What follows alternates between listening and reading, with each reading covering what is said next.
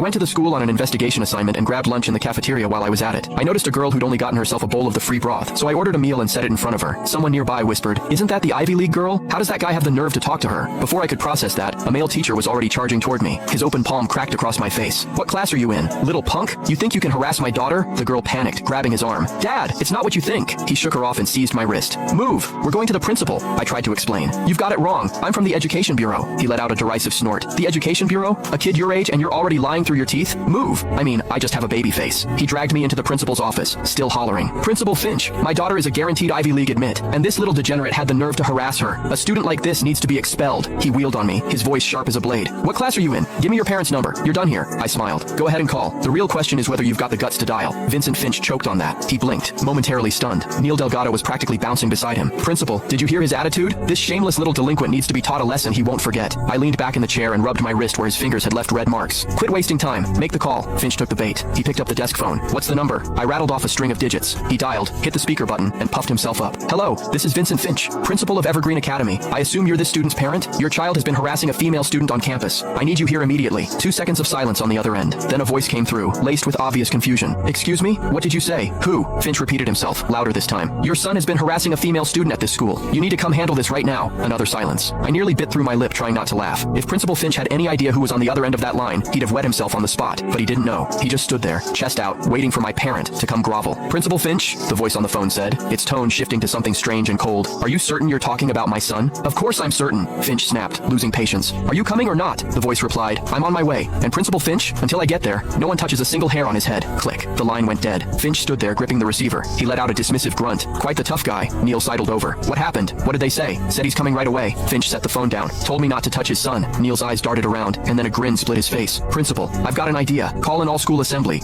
Make this little punk apologize in front of the entire student body. Kill the chicken to scare the monkeys. Let every boy with wandering eyes see what happens." Finch hesitated. "Isn't that a bit much? A bit much?" Neil's voice pitched higher, shrill with indignation. "My daughter is ranked first in the entire city on the practice exam. She's the crown jewel of this school. If we don't deal with scum like this, what's next? Open season on her?" Finch nodded, about to speak, when Neil reached over and grabbed a fistful of my hair. I caught his wrist and twisted. Hard. "Ah!" he yelped, the color draining from his face. "I can walk on my own." I let go and looked at him calmly. Neil clutched his wrist, my steady gaze forcing him back half a step. The obscenity on the tip of his tongue died in his throat. He hadn't expected me to fight back. He definitely hadn't expected me to be that strong. In the corridor, he walked ahead of me, glancing back every few seconds to glare. His mouth, though, never stopped running. Shameless little punk. No manners, no upbringing. I stopped walking. He stopped too, eyeing me warily. "Watch your mouth." My voice was quiet. He flinched back half a step, his lips trembling twice before he swallowed whatever he'd been about to say. Principal Finch called from behind us. "Let's go! Let's go! The whole field is waiting." The athletic field was packed. Over 2,000 students stood